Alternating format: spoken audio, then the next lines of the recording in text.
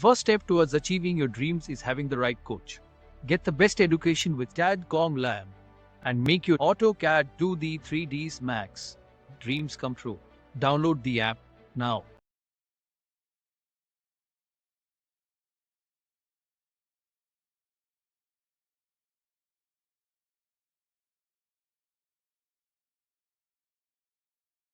फिर होच-पोच हो जाती है, समझ में नहीं आता। इसीलिए आर्किटेक्चर पार्ट में इसीलिए कॉल आउट्स को यूज़ करा गया है, डिटेल कॉल आउट को यूज़ करा जाता है ताकि आप उनको मार्क करके अलग सेपरेटली शो करा सकें systematic way. Bed, table, wardrobe, TV unit, हर एक मॉडल। तो अगर ये नहीं डिज़ाइन करा है तो इनको आप डिज़ाइन करके अपने पास रखिए, ठीक है। रीज़न ये है कि कैड में ड्राफ्टिंग करना बहुत इजी होता है। ऑटोकैड में आप कोई भी 2D डिज़ाइन क्रिएट कर सकते हो, आप उसका टॉप व्यू दिखा सकते हो, आप उसका फ्रंट एलिवेशन डिज़ाइन करके दिखा सकते हो, कोई डिफ़िकल्ट टास्क नहीं है इसमें। बट रैविट में इस पर अगर काम करना है आपको तो इसके लिए आपके पास 2D की ज़रूरत नहीं है। यहाँ पर आपको 3D मॉडल्स की ज़रूरत पड़ेगी। यहाँ पर 2D की ज़रूरत नहीं है क्योंकि हमें उसी का ही फ्रंट एलिवेशंस देना पड़ेगा। जो सेक्शन हम कट करेंगे उस फर्नीचर का सेक्शन जब विजिबल होगा जब वो 3D मॉडल में कन्वर्ट होगा। तो फैमिलीज़ जब मैंने एक्सप्लेन करी थी तो मैंने बोला था फर्नीचर डिज़ाइन की लाइब्रेरी आप बना के रखेंगे, जो बहुत इम्पोर्टेंट है। सेक्शन सिंबल्स आप डिज़ाइन करके रखेंगे फैमिलीज़ के थ्रू। एलिवेशन सिंबल,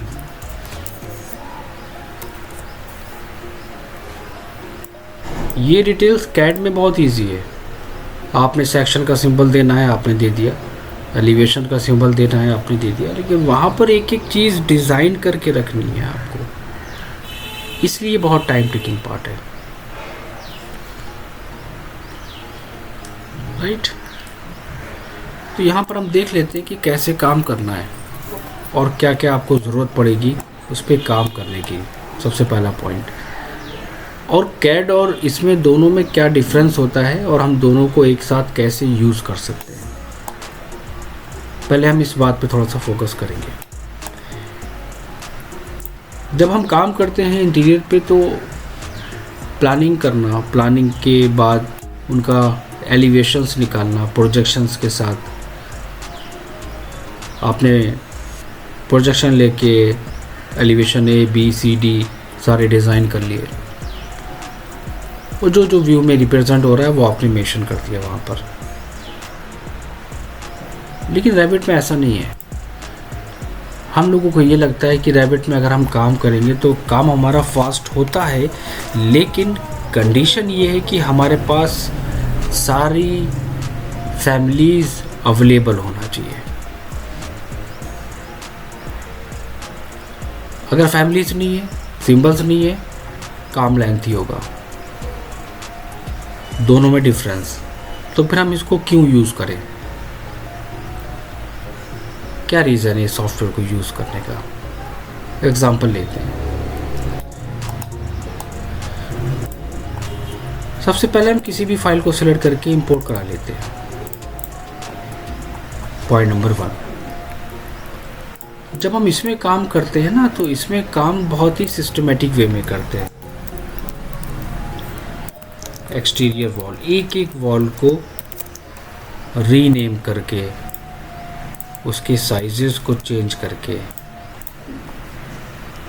ड्रॉ करते हैं। आप यहाँ पर wall face exterior, face interior लेके पिक लाइन का यूज़ करके वहाँ पर यूज़ कर सकते हो,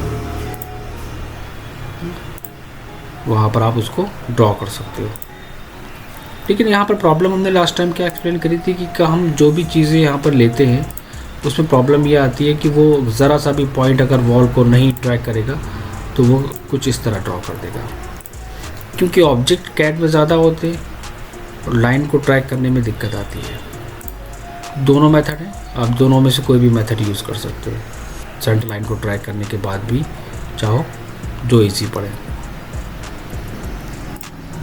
या आप पहले से ही जब आप इसको ड्रॉ करें तो इस पर काम करें तो ये जो नंबर ऑफ डिटेल्स है इनको वहाँ से माइनस कर दें, इन डिटेल्स को वहाँ से माइनस कर देना। TL को प्रेस करना, TL मतलब थिकनेस ऑफ वायर फ्रेम कर लेना। यहाँ पर नंबर ऑफ डिटेल ज़्यादा होगी तो वॉल को पिक करने में दिक्कत आएगी, पहला पॉइंट। दूसरा ये है कि हर एक वॉल को डुप्लीकेट करते हुए चलना है। अगर आप आगे इसकी डिटेल देना चाहते हो तो पता होना चाहिए कि क्या है, क्या डिटेल दे रहे हैं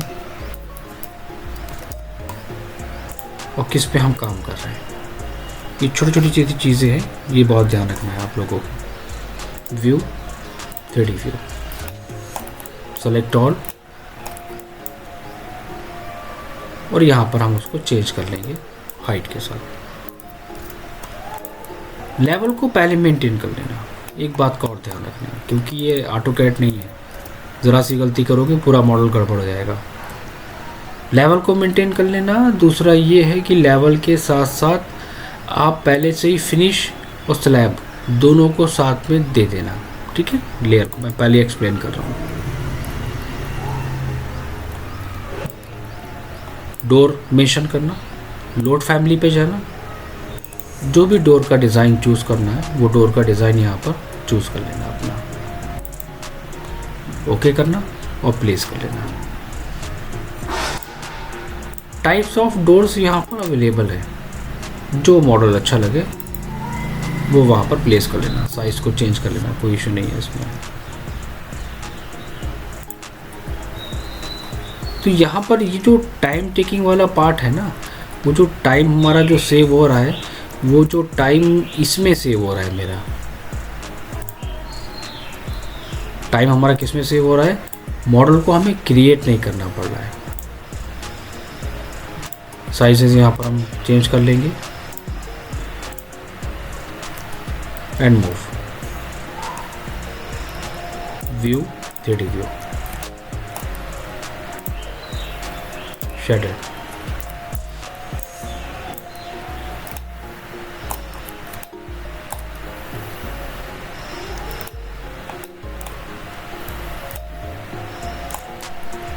हर एक मॉडल को बहुत ध्यान से एक और इसी के साथ लेके चलना, जहाँ पर जो ऑब्जेक्ट आपका प्लेस है। विंडो प्लेस करना, डुप्लीकेट करके उसका नाम चेंज करना।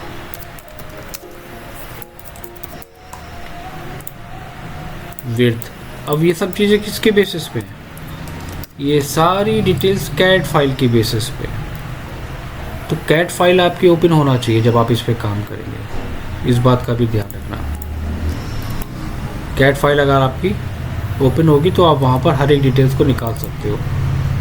साउथ एलिवेशन पे जाके वायर फ्रेम पे जाना, वहाँ पर चीज़ों को अपने अकॉर्डिंग मैनेज कर लेना, कहाँ पर क्या डिटेल्स हमारी है, क्योंकि दोनों व्यू दिखाएगा, फ्रंट का भी दिखाएगा व्यू और साइड का भी व्यू दिखाएगा, ठीक है।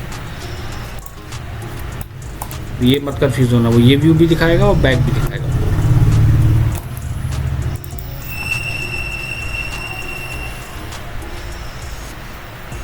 हमें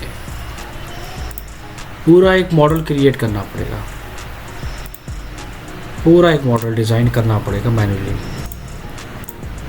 हर एक चीज़ की डिटेल्स को वहाँ पर देना पड़ेगा, फ्लोर से लेके हर एक पार्ट, यहाँ तक स्लैब की डिटेल्स के लिए। क्योंकि कैड में तो ज़रूरत पड़ती नहीं है, क्योंकि वो 2D सॉफ्टवेयर है। क्या क्या आपके पास होना चाहिए डिटेल्स इस पे काम करने के लिए, ये आज समझ लेना, ठीक। नंबर 2 पॉइंट, हम कोशिश करते हैं जब प्लानिंग करते हैं तो उसमें हर एक पार्ट को सिस्टमेटिक वे में मेंशन करने की, हर एक डिटेल्स को देने की। सेक्शन का सिंबल पढ़ाया था ना मैंने, तो सेक्शन के सिंबल फैमिलीज की